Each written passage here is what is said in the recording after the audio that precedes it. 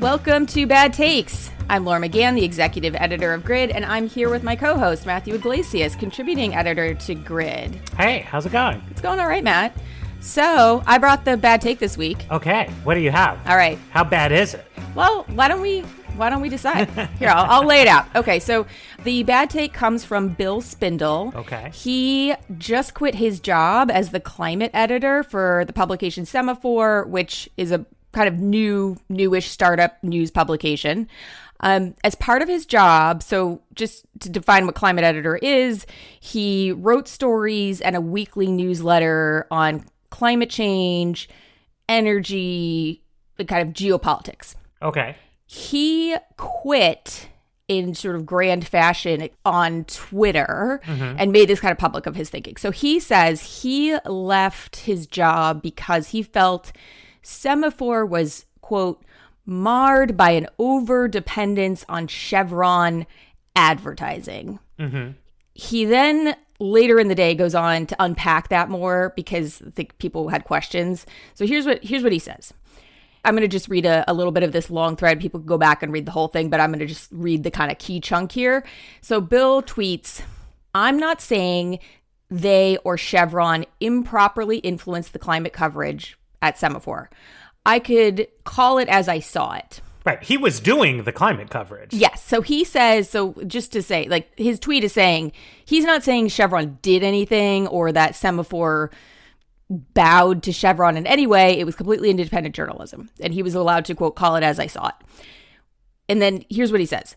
"What concerned me was my belief that it was not appropriate to have Chevron advertising on the same page as stories on climate coverage, particularly as the dominant advertiser.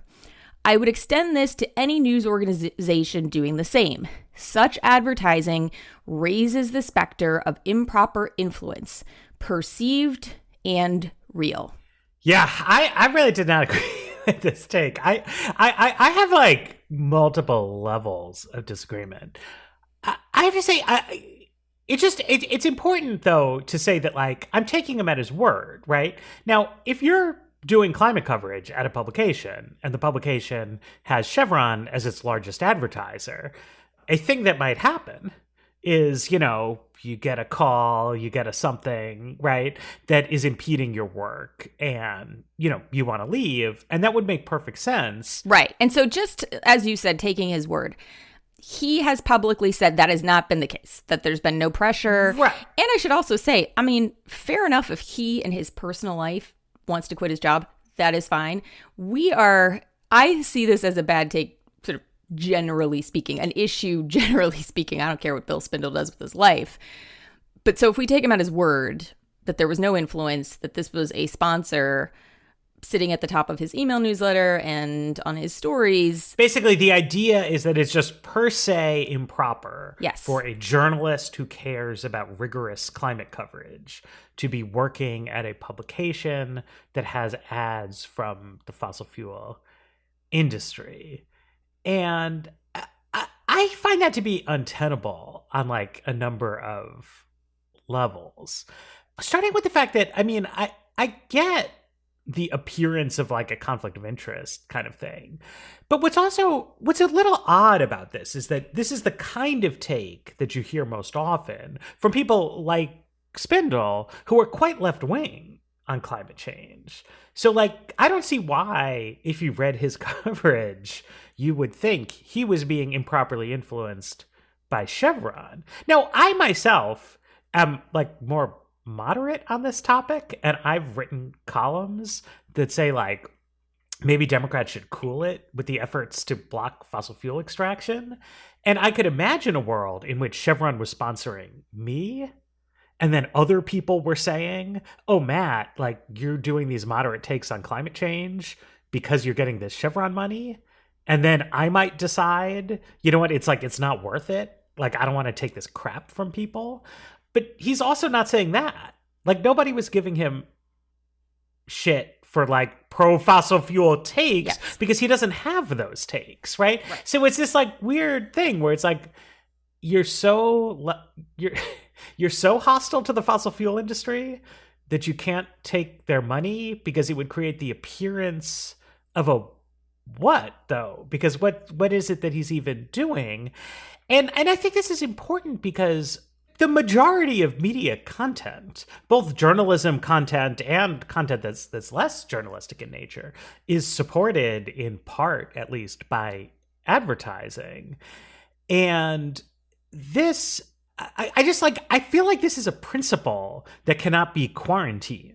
Right? That like you are unleashing a kind of acid that is going to destroy media if you try to put this forward, right? Because like, I don't know, like Chevron, makes oil and gas, which causes climate emissions, but like car companies advertise, they burn gas, restaurants advertise, they serve beef, and the beef creates methane emissions. Sure. I mean, Walmart is a big advertiser in the types of in sort of semaphore style publications. Really, any big company tends to be a big advertiser, and they use fossil fuels and contribute to global climate change. And also the people who read your publication probably like have electricity at home. Sure. So this is part of it, right? So one is like, what is I guess part of the theory of this is that like the climate guilt just like rests on the shoulders of Chevron because they dig the stuff out of the ground and the rest of us are somehow innocent and okay. But then the other is just the idea that like the advertising is inherently bad. I mean, in the 90s, there was this magazine, Adbusters, that was like, my lefty friends were really into. And like one of their takes was that like all of media can't be trusted because it's part of the capitalist advertising ecosystem. And like, I don't know, man, like that's a take. I mean, look, right. Semaphore and for that matter, Grid or most publications. I mean, even nonprofit, like, you look at NPR, public media, they have sponsorships and that contributes to their coverage. And so, yes, we are a capitalist endeavor. So we are participating in a way. The key is that I think it's worth understanding what advertisers want when they advertise. And part of it is they want to associate two things, really. One, I think Chevron wants to associate its brand with highbrow coverage of their industry. They're saying, we take our role in the industry seriously and we are a sophisticated player and we support coverage of what we do. And it's sort of a halo effect around them of, supporting independent journalism and next to quality content. Two, what advertisers want is they want to get either their brand logo or their message, depending on what kind of advertising it is, in front of a certain audience. And in this case, the Semaphore audience is, they're a news audience, news consumers. But when you're talking about a weekly newsletter on climate change and energy, that's when you start to get into influential people, whether that's in politics or in business. These are players in the field who make decisions. And so Chevron wants to be in front of those people and have their message presented in a positive light to them when theoretically someone's making a decision, it's, they have this positive affiliation or sense.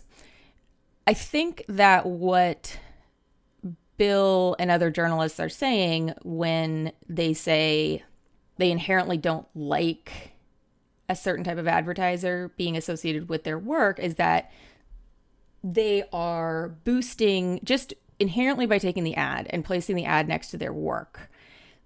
Even if they're not endorsing the ad, that it is using their professionalism to boost the company in some sort of positive way, that the company itself is getting something from being associated with their work.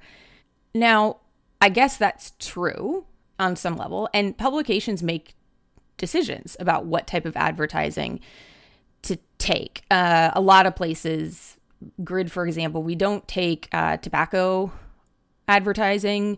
That's a choice we've made. Other places don't, there's just sort of rules about what types of advertising advertisers are going to take and what industries. My feeling is by keeping your rules as broad as possible, it neutralizes your decisions, that it's almost like if you start choosing, say I choose, okay, we're not going to take a Walmart ad, but we do take a Target ad. Are we saying that Target is a good company and Walmart is a bad company? If we take, I don't know, a nuclear power plant's ad, but not Chevron's ad, are we saying we prefer one type of energy over the other? Do we think that there's something inherently bad about one of these companies? And in a way, by setting up rules like that, you're kind of counterintuitively, I suppose, creating endorsements by who you choose not to include. Right. And that's, to me, what the problem is when you start looking at what is there and saying, I don't want it.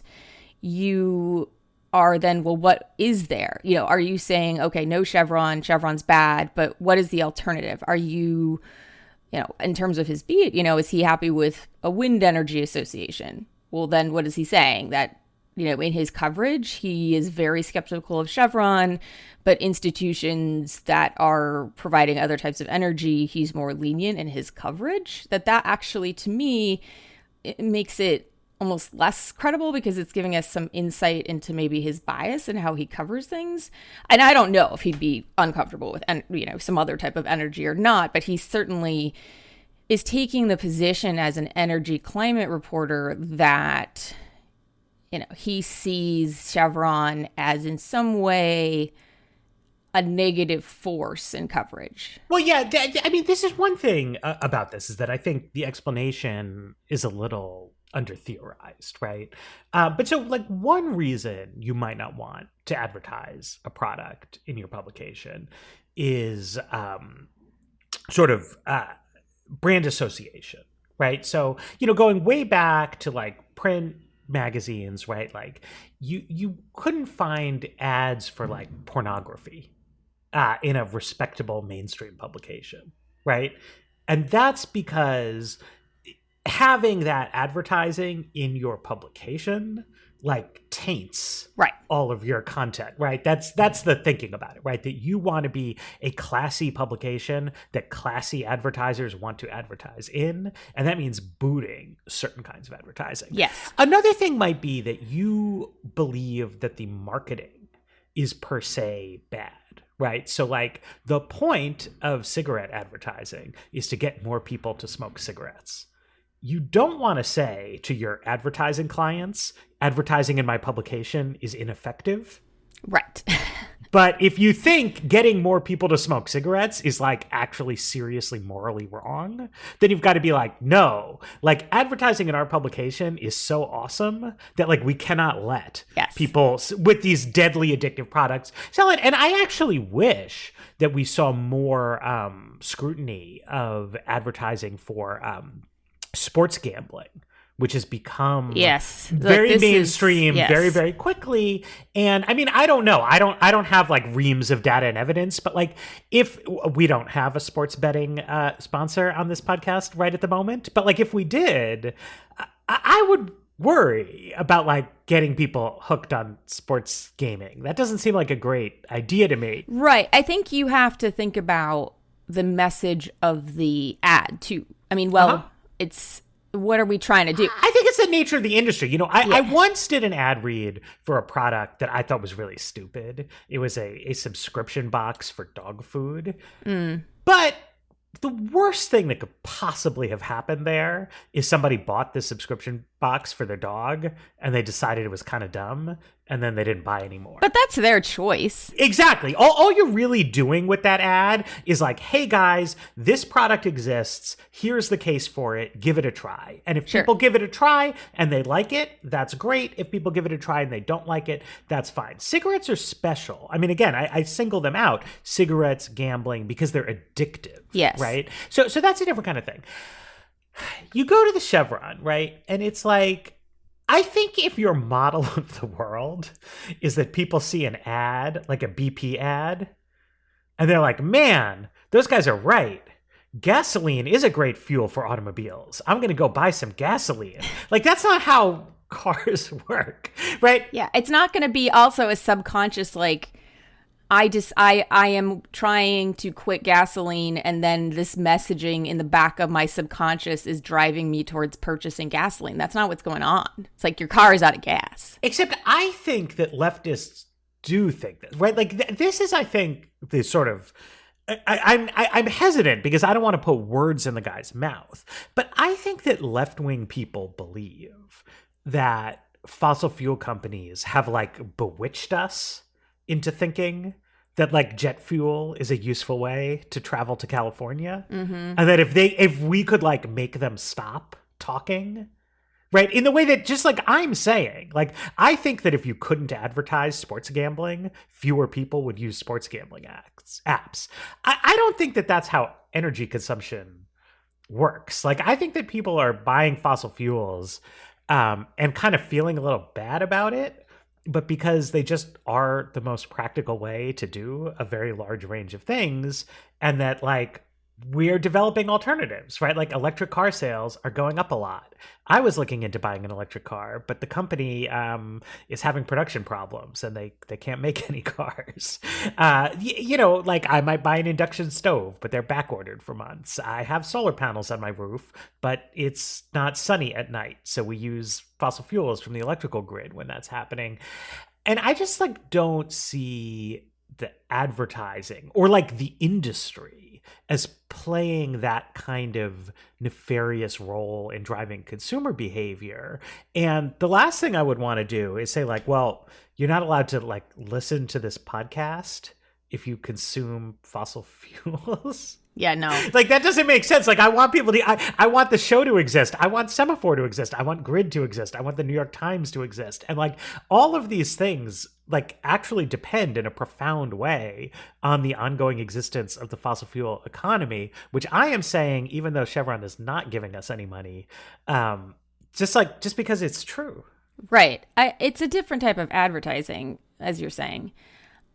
I think, so I want to be more specific, but also, you know, we only have what Bill Spindle said, right? But sort of, I want to now zoom out to the class of reporter that he represents, which is specifically, his title is climate reporter, which I think frames his thinking around his beat, which, and again, I shouldn't be so specific to him. I don't know. Maybe, I don't know why Semaphore decided to do this, but there are reporters out there in the world, and some of them identify as a climate reporter, and some identify as an energy reporter. Mm-hmm. And I think that there is a distinction there that is useful to understand, that climate reporters are focused on the sort of this threat of global climate change and what it means, and tend to focus their beat around telling the story of how our energy consumption is harming us in real ways now and could harm us in the future. An energy reporter, like say you're an energy reporter at, say, the Wall Street Journal, you're sort of more of a business reporter of explaining what's going on in the industry. Mm-hmm. And I think that lends itself to two different, maybe not types of people, but certainly approaches. And I'd seen it kind of emerging, you know, it was interesting. It's just sort of, we sort of conflate the two sometimes. And I think it's worth noting that these are two different approaches. And as a climate reporter, I understand that the core principle, if you're covering climate change, is that the emissions of fossil fuels is driving this catastrophe, right? That this is, you know, this is what the problem is. And so you look at it through a lens of a problem, that this is, you know, this is sort of almost a villain in your storyline. The problem with that, I think, as a reporter, is that it puts you in a position of vilifying, you know, sort of starting out with the lens of somebody being a villain, which, you know, maybe Chevron is always a villain. I'm not saying they're not. I'm not saying they, you know, they're not or they are, but it's just an approach to a beat that makes it difficult, I think, to, for example, you know, when we were talking about this over the summer of the rising gas prices, and we looked back at infrastructure, and there were some problems. Basically, there hadn't been a lot of investment in refineries. And so as refineries were declining, fossil fuel companies are saying it's not worth investing in them. And there was no talk of that during the big package during COVID of, should we be thinking about how to make sure that we have enough oil and gas refineries online to be able to sustain basic economy and that people can afford energy they need to live their lives, get to work, etc. And it's not that needs to be seen as good or bad, but it's just an important story that what is happening inside of these companies and the decisions that they're making now and what they mean for now and what they mean for the future are really important. And I think it is hard to do that type of coverage when your starting point, I'm not saying it's impossible, but it does. It makes it harder when you're sort of, you vilified somebody already and they're playing the role of villain in your story. So I just think that is important to understand here. And I see the not wanting advertising from an oil company as a kind of little bit of a window into that tension for people. I don't know. I feel like this could be, people might yell at me about this, that, climate reporters, like one climate in and of, I don't know, people could disagree with me on this, but I think it's important to be able to critically assess big players on your beat, and being emotionally appalled by them makes it hard. Yeah, let's take a break, get our own sponsor money in here, and then I want to talk about some hot takes of my own on this.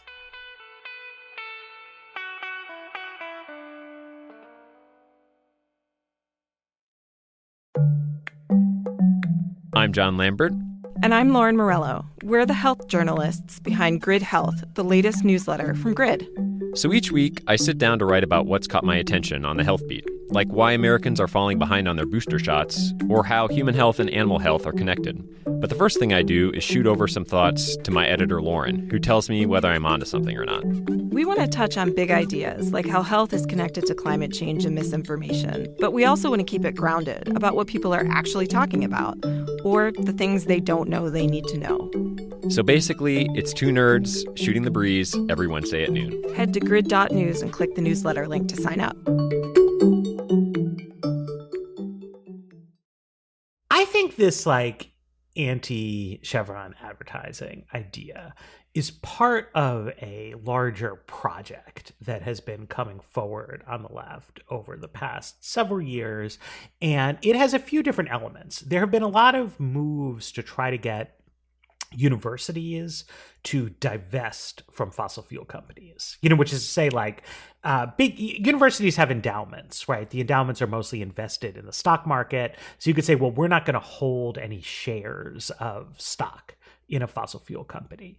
And I remember going back years, asking activists, what are you thinking is going to happen here? Because that doesn't deprive fossil fuel companies of any concrete financial resources. That's not how the stock market works. And what they told me was they said, Matt, maybe you're wrong. I think there is some impact, blah, blah, blah. But the real issue is that they were trying to deny fossil fuel companies social legitimacy.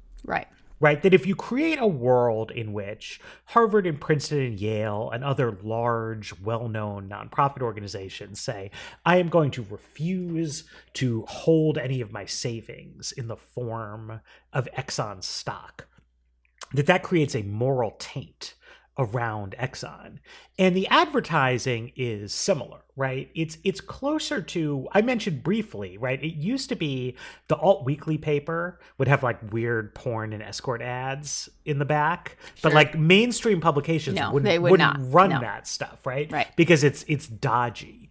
And the idea is to send to society the message that we should think about Chevron and Exxon and BP in the same way that people might think about an escort service or pornography, right? Something that respectable people don't want to be associated with. Right. And so that's why we're having this divestment. And I just think that there is I think that not only does that not make sense, really, but it reflects a misunderstanding of the issue of the politics and the economics that I think like calls people's judgment actually into question, right? Like the thing about escort services is that like most people just like don't use them. This is like an actual marginal part of our society that we can make more marginal or less, depending on how we think about these things, right? Fossil fuels are not a marginal part of the global economy, right? Like it's not like there's just some weirdos somewhere who are using natural gas and oil. Like everybody is doing it. Right, but that's the point. That's the point of saying we don't want this brand out there, because what it's saying is, you know, this is respectable and it should be able to march forward, and it's part of our lives, and there's no tension there. But I'm just saying that is the idea that it's like right now the problem is, for if this is your point of view, that escort services and fossil fuel companies are seen as very different, because fossil fuel companies are a normal part of our lives. And that's fine. And if you want to say they shouldn't be a normal part of our lives, you've got to be on a campaign to do something to change that. Absolutely. But I think an important moment in American political history came back in the spring of 2020 when, the economy was falling apart because of COVID lockdowns, and Congress, passed these emergency measures that the Trump administration signed into law. And some of those were giving money to households. We expanded unemployment insurance, and they also authorized the Federal Reserve to do all this emergency lending to big corporations. And so the Fed then established the lending facilities that it was supposed to by law, and all kinds of companies that, would otherwise have gone bankrupt got this emergency financial access. Sarah Bloom Raskin, who had been Deputy Secretary of Treasury under Obama, she wrote an op-ed in the New York Times saying, like, why is the Fed giving these bailouts to fossil fuel companies? Right, that we should be, just as Bill Spindle is saying, they shouldn't be allowed to advertise in our mainstream publications. She was saying they should be treated as like icky and different from the rest of corporate America and cut off from emergency financial support. Of course, that didn't happen. Donald Trump was president. The chairman of the Federal Reserve, Jay Powell's a Republican. They didn't do it. And so consequently, as the economy began to recover from the pandemic, we continued to have an oil and gas industry in America. I think if you think about, what if we had taken that proposal seriously?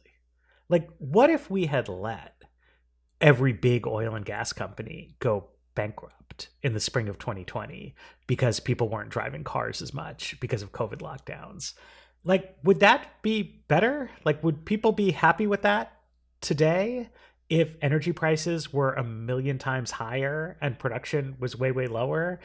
I think that would be terrible. That would have been a really bad outcome that people would have hated. They would have voted huge quantities for Republicans in the midterms in order to get them to stop those policies. Right. And I just think that it was poor substantive judgment, and people in the climate movement and people in the financial regulation space they enjoy the cause, right?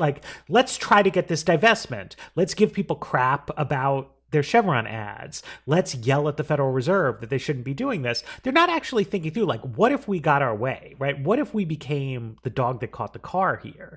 And I just think it wouldn't work on the merits. It's not like imagining a world with no sports gambling apps. Right, where it would work fine. Yeah. So I think though, I think there is an answer, right? You need to kind of address it, which is the idea is, okay, you make it really expensive to use oil and gas, and so that therefore expedites the transition to other types of energy. That it is no longer, energy right now, gas is relatively cheap in this point of view, that it's the reason why we're not moving quickly enough to get off oil and gas is that, there's no pain. There's no reason. There's no financial reason to pivot to something else. You have you've made investments in putting solar panels on your roof, but most people, that would be financially impossible to make the investment in putting solar panels on their roof. And even if in the long run, maybe it's cheaper, maybe it's not, but people can't do that. So the idea here is, okay, you got to make it really painful so that way you expedite the future. That works in, like you're saying, in theory, but then what about the immediate impact? The immediate impact on people's lives would be devastating.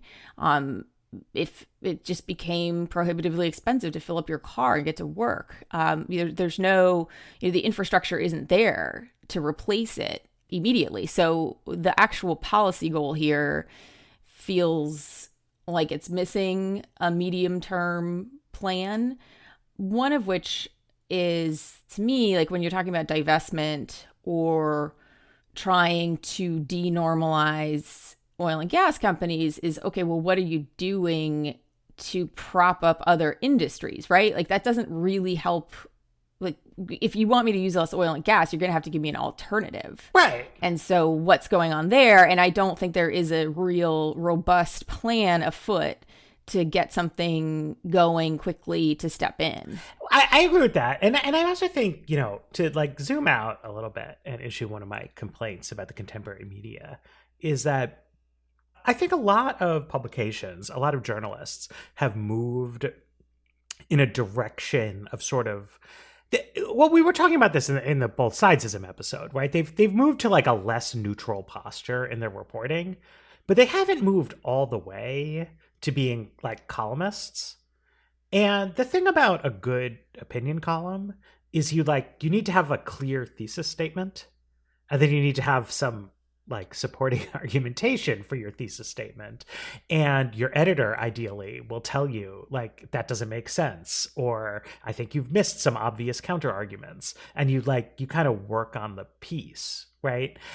I think that we've seen a rise of journalism, and the climate space is a space that's had a lot of this, where people feel like there's so much like moral weight on one side of the issue that they can sort of like put a heavy slant on a lot of their coverage without actually doing opinion pieces.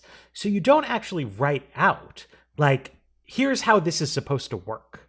Like, we are going to stigmatize fossil fuel companies, and then the following series of events is going to occur. I think if you tried to write that out, you would see that like you can't do it, right? That like you stigmatize fossil fuel companies, so everyone who currently owns an internal combustion engine car will just not fill it up next week.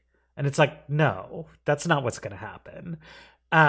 Everyone is going to run out and buy an electric car next week. Well, that's also not going to happen. There literally aren't enough of them. There aren't even cars to buy. So they're not going to mind when the price of gasoline quadruples because they can't get any. Like, we know, well, that's not going to happen either, right? So I think if you try to write it out, it just necessarily leads you to not a position that like lacks moral conviction, but to a position that's much more focused on like boring questions, like how can we make more batteries so that people can switch to electric cars faster, So here's where I disagree. Okay. I don't think you need to be a columnist to unpack these ideas.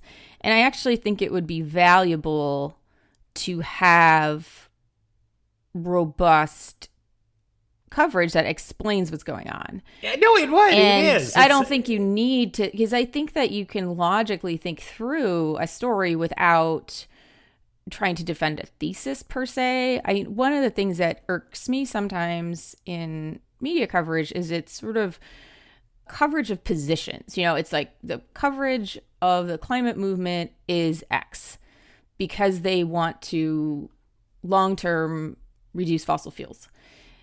The position of Chevron is Y, and they're pressuring to be able to do Z. And like you wash your hands, and that's that. But it's like you're saying, these secondary questions and forcing yourself to think through in your reporting. Well, how would this work?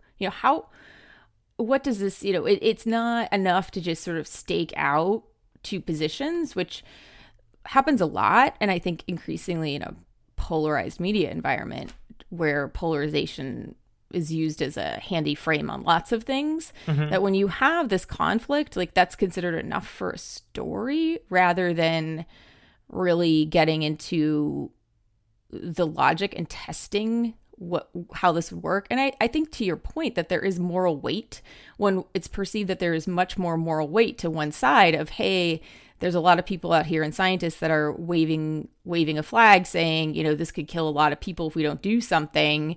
And the other side is saying, well, here's some gas that's causing that. I get it. Look, I see the issue here, but just raising, I don't think it's enough for journalism to just sound the alarm bell, but to actually report on what the alarm bell, what is it that folks raising the alarm want is useful. And I actually then think for a columnist, the role there can be to say, okay, well, here's what the reporting says on, what everybody wants.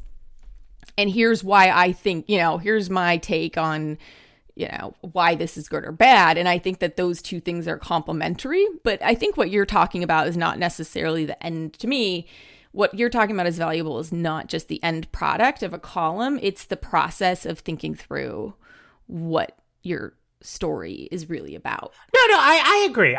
I mean, I just think that there's been a tendency to slide a little bit.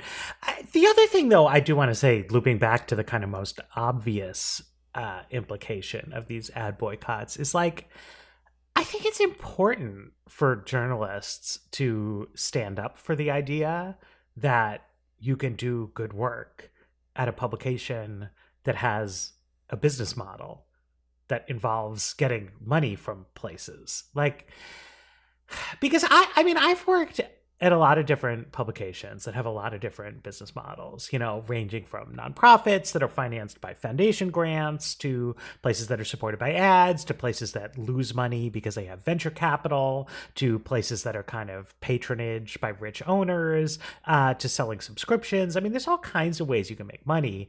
They all have certain upsides and certain downsides. There's no denying that, business models have an impact on what kind of coverage ultimately happens. You need to have a diversity of business models. You need to have a diversity of publications, but you also need journalists who uphold professional standards in their personal conduct and in their social norms that we communicate to other people and that we communicate to the outside world.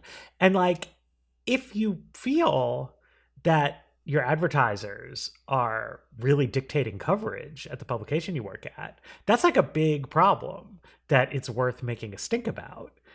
And if they're not, it's really a bad idea to muddy the waters around there, because potentially the bosses at Semaphore, maybe they had some arguments with Chevron, maybe they did their jobs correctly. And to throw people under the bus, you're throwing your colleagues under the bus, you're throwing your ad salespeople under the bus, you're throwing the whole structure of the publication under the bus when there's this tension, right? Between the ad sales and the editorial. And if there's an actual problem, then that's bad. Jump up and down and wave your arms. But if everyone is actually handling things correctly, you need to support and sustain that, or we're not going to have media. Right. I think the very public departure that Bill Spindle took, and he has this line of, I'm not saying that my colleagues are all bought and sold, bought and paid for, but he's like, I feel that way. I feel that is potentially the case, and it makes everybody look bad. And, we're at a moment where trust in media is really, really low. And if you believe your colleagues are doing great independent work, don't make a big stink and suggest otherwise. It's just not helpful to anybody. It's not helpful to your colleagues, not helpful to your industry. And so I find it very annoying and frustrating because the vast, vast majority of journalists, I actually think it's almost bizarre how how many of us have almost a screw loose where you actually, to me, what I see happen more often is like, I was talking to a friend of mine, Marketplace Radio used to have, I don't know if they still do it. They're one of their big underwriters was GE. And every time there was a new reporter, like within 6 months, that reporter would do an anti-GE story. It was just like, get ready, like just to make a point. Yes. And I think that happens more often than not. I actually think the Washington Post coverage of Amazon is really tough. And I suspect, whether or not that is conscious or not, I think that it's really important to them to show that they are not being manipulated by their owner. And to me, that is the overarching story in journalism, is that reporters take pride in the fact that they don't care who their advertiser is.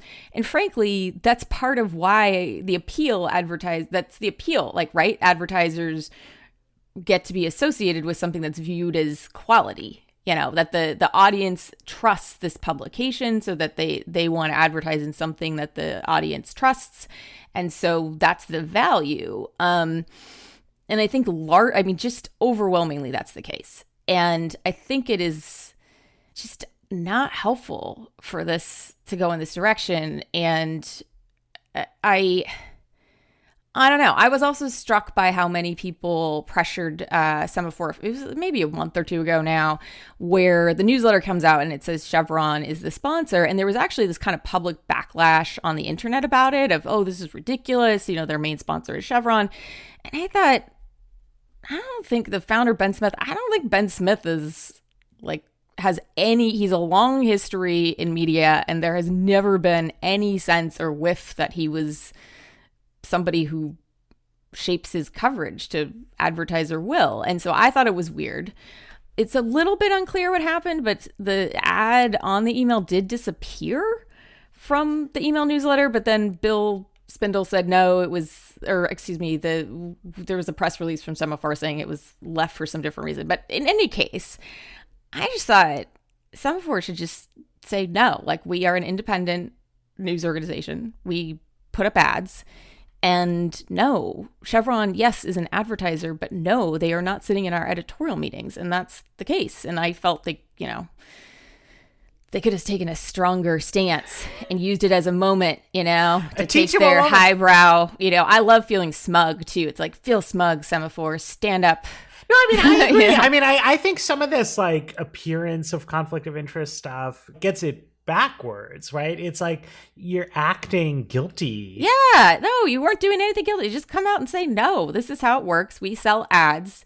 Here is our ad department. If you'd like to purchase an ad, note, if you'd like to purchase an ad for Bad Takes, get in touch with Brad Bosserman, not us. But, I obviously understand that, like, climate change is an important political topic that is hotly debated in Congress along various lines. But in terms of like the broad facts that might inform your reporting, right? So it's like, okay, if a publication starts saying like it's not true that burning oil creates pollution, tip off. Okay, that's really bad. That would be really bad journalism. But also, like, you don't need to like put out the magnifying glass and be like, what's going on here? Like, it's just, that's not true, right? So I don't think Semaphore is running articles that say that. Now, on the flip side, oil is a component in, I've mentioned cars. They also make a lot of plastic out of petrochemicals. They use gas and coal to make steel and concrete. These are things that I use and enjoy in my daily life. Yep. Plastic, steel, concrete, gasoline, electricity, like I'm using it all. And I don't think I'm that eccentric there, right? Or like, no. Oh, here I am, I'm shilling for the fossil fuels. Well, if you're tweeting something, like, Twitter servers are burning they're burning they're burning the coal or whatever they're using to fuel those servers. Like, you were part of it, man, So Right. And so it's like what are we even talking about here, right? Now, if there's a policy debate, as there is, like a law passed Congress recently that creates large new subsidies for renewable energy production, for potentially nuclear geothermal, for potentially carbon capture, et cetera, et cetera, et cetera. So, like, that would be interesting, right? Are people's coverage of that, are they, like, forgetting to mention that it will reduce pollution to create these energy sources? Like, I don't know, right? It's like you can look at the coverage. Semaphore didn't exist when that law was so we don't passing know. in Congress. So we don't know what their coverage of it looked like. But it's like you can actually evaluate the coverage. It's such a high profile issue, right? It's not like I don't have a great example all the time in my head. I'm sure you can think of a scenario in which someone could be like really subtly loading the dice in their coverage of something. But climate change is like such a big deal topic that people talk about all the time. And you can just tell what their coverage says and whether it's good or not. And I think if you are covering that topic at a publication, like you should just like try to do a good job. Yeah, I mean, what's funny to me is that also Chevron actually does publish its own website and it's very clear what's up with it, because it's like... Is that balanced coverage of this important issue? It's sort of weird because like some of the stuff, like, I don't know, it's just like random. Some of it I look at like, oh, okay, like it's just like local news. It appears to be a local news site in the community where Chevron does a lot of drilling in Texas, but it's like on the website really clearly in the middle. It's like Chevron is pleased to introduce Permian Pound as a company that's been part of this region since 1925. They're basically saying we are starting a local news publication. It's sort of a patronage thing, and they're like, but I don't know. Like it's very clear what's up. Sure, they're just not that good at it. I mean, I don't know. If I lived in this area, I mean, I don't know. The Salvation Army of Midland invites volunteers to register to ring. Like, I don't know. Sure. Like, if you're in the local, it's like, oh, okay, yeah, I'd like to volunteer at the Salvation. I don't know. It clearly, it's like, here's a local news publication. We are very clear who is paying for it. And, I don't know. I don't know if it's good or bad because I haven't looked at this that closely, or like who's writing it or whatever, but it's, here's a good one. Chevron gives Midland College students a hands-on tour of Permian Base Training Center. Like there's some of that. Like, it's like, it's delightful. I mean, fair enough, that they're also putting out, they're like, oh, Chevron's got this, scholarship fund. Chevron is good, but also it says right there, like brought to you by Chevron. So I don't know. I mean, look, this is not that, right? Like if you were suddenly having to put out, Semaphore says like Chevron has this really great initiative to give people, college scholarships. It's like,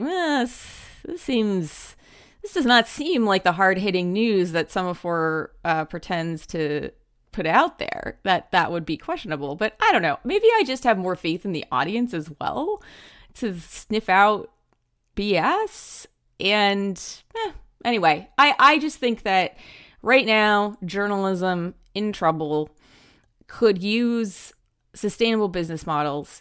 If you can take advertising and still create independent, hard-hitting work, go for it and stand by it. Don't, back away from it and say, because as soon as you start saying, okay, well, we'll move the Chevron out or we'll do this or this, like you start to, then you're starting to give credence to the idea that somehow you are being shaped by your advertisers. And if you're not, then you're not. Then just say so. Say I'm not. And also to stand by the concept of ad-supported media, right, is that we, the editorial staff, generate an audience, right? Like we create content that attracts an audience that pays attention and that hopefully is like, I don't know, people who matter or people who have money to spend or people who are good in some other way. And then we can sell the opportunity to deliver your message to that audience. But then it's on you, the advertiser, to craft a message that like is persuasive, right? Like, does this like sound good? You watch a TV show, right? And like an ad comes on and they're like Brawny paper towels, right? And you got to sit there and be like, I don't know, man. Does that seem compelling? And I want to switch my paper towel brand.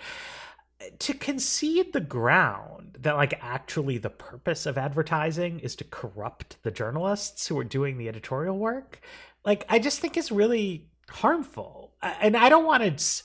It's harmful and not true. Like, stop it. Why are you, why are you hitting your colleagues in the shins? What are you doing here, man? I don't get it.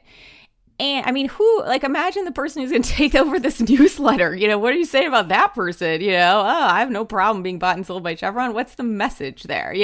Right. Now here's Gina Chan doing the climate newsletter for Semaphore. And she's the one who she doesn't care about ethics or something. Yeah. What are we saying here? I don't know her, but I don't think that that's true. To me, that's an outrageous implication to cast on your colleagues. Yeah, I don't know, Gina. I'm going to start reading your stuff. I am sure it's good. We will look at it critically, and if it is not clearly bought and sold for by Chevron, we will make sure to celebrate as such. I think we agree. We agree on why this is bad. Okay. Well, let's sign off here. There's been another episode of Bad Takes from Grid. Our producer, as usual, is Olivia Reingold, except I believe that she is moving on to greener pastures elsewhere. So that is very sad. We will miss you. Thank you for helping us develop and launch this show. But, content continues, and we will be back with more Bad Takes.